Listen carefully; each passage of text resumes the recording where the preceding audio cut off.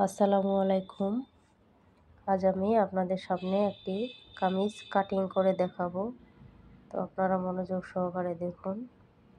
তো আমি এখানে একটি 3 পিসের কাপড় নিয়েছি, 2 ভাঁজে 4 ভাঁজ করা হয়েছে কাপড়টি। তো এখন আমার লং কতটুকু আছে দেখতে হবে।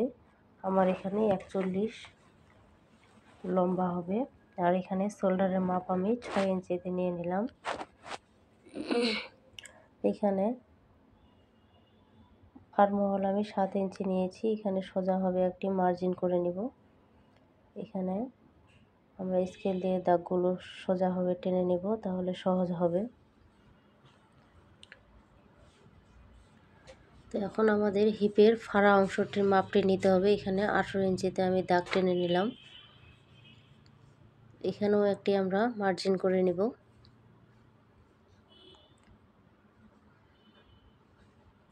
তো এখানে আমার যতটুকু আছে তার অর্ধেক, 12 ইঞ্চির অর্ধেক, এখানে 6 ইঞ্চিতে আমরা একটি চিহ্ন দিয়ে নিব। এখানে হলো পেটের মাপ।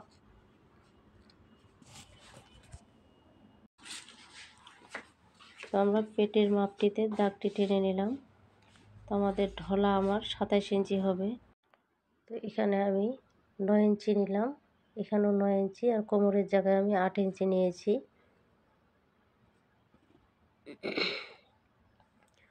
তো এখানে আমরা রাউন্ড করে নেব আর্মহোলটি। গলার জন্য এখানে 2 ইঞ্চি দাগ টেনে নিতে হবে।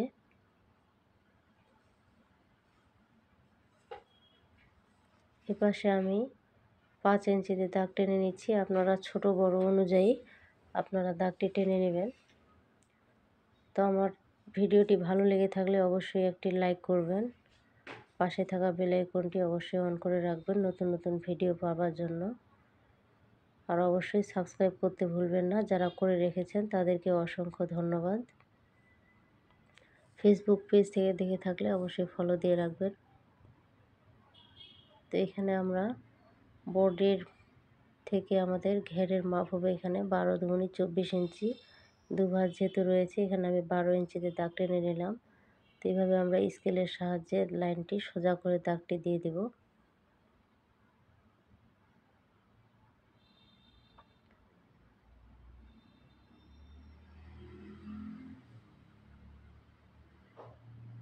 বাঁকা যেন না হয় সেদিকে খেয়াল রাখতে হবে, নাহলে সেলাই বাঁকা হয়ে যাবে।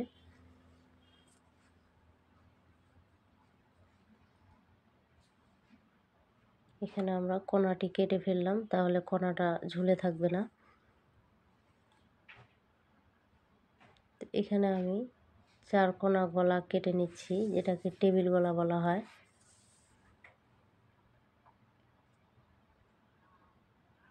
তো আমার কামিজটি বডিটি কাটিং করা হয়ে গেল। এখন আমরা হাতার কাপড়টি কেটে নিব। 3 পিসের কাপড় যেহেতু, সেভাবে আমার দাগ করা রয়েছে, এই যে মাঝ বরাবর দাগ। তো এখানে আমাদের 2টি হাতার কাপড়, এখানে 2 ভাঁজ করে নিলাম, এখানে 4 ভাঁজ করে নিলাম। 2 ভাঁজে 2টি হাতার কাপড়। তো আপনারা হাতার লম্বা বা ঢলা অনুযায়ী আপনাদের পছন্দ মতো আপনারা হাতাটি নিতে পারবেন। তো এখানে আমি 16 ইঞ্চি নিয়ে নিচ্ছি। তো 1 ইঞ্চি আমি বেশি ধরলাম সেলাইয়ের জন্য, 17 ইঞ্চি।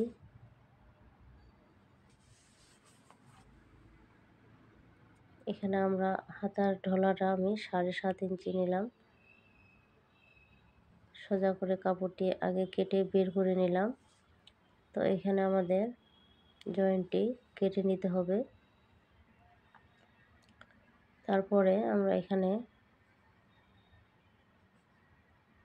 3 ইঞ্চিতে দাগটি টেনে নিলাম। তো এখানে আমরা স্কেল দিয়ে দাগটি টেনে নেব, তাহলে আমাদের রাউন্ড শেপ দিতে সহজ হবে। এখন এভাবে করে আমরা সুন্দরভাবে রাউন্ড করে নিলাম।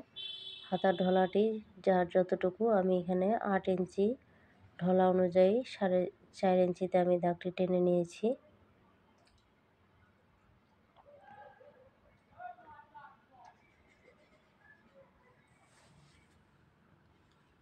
হাতাটিও আমার কাটিং করা হয়ে গেল। তো এই যে দেখুন, এখানে হাতাটির জয়েন দিতে হবে, বুঝতে পেরেছেন নিশ্চয়ই। না বুঝতে পারলে অবশ্যই কমেন্ট করে জানাবেন। তো আজ এই পর্যন্তই, আল্লাহ হাফেজ।